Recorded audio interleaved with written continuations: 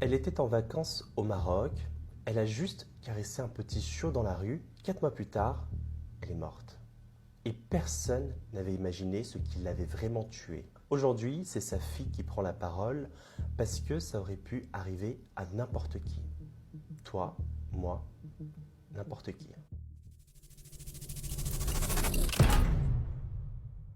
Alors qui était-elle? On ne connaît pas encore son prénom, mais on sait qu'elle était britannique, âgée de 59 ans. Elle est décédée le 11 juin dernier dans un hôpital en Angleterre.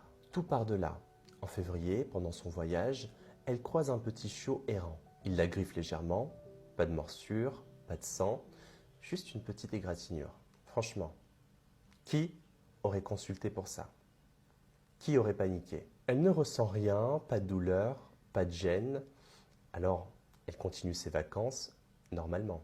Et c'est ça le piège. Quand on pense que tout va bien, c'est parfois là que le danger commence.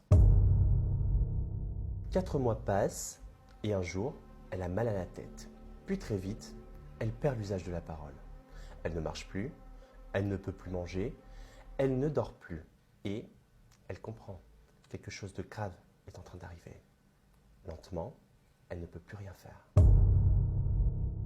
Les médecins posent enfin un nom, la rage. Et quelques jours plus tard, elle meurt.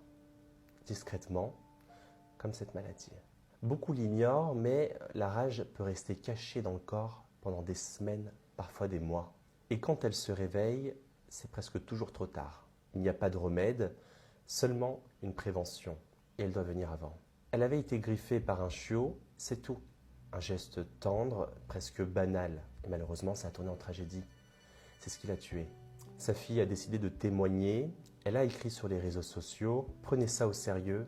Même une griffure, même une simple lèche, faites vacciner vos animaux. Parlez-en autour de vous. Elle ne veut pas que ça arrive à d'autres. Elle veut que son histoire serve à protéger. Le NHS rappelle une règle simple. Consultez immédiatement si un animal vous mord, vous griffe ou vous lèche une plaie, la bouche ou les yeux.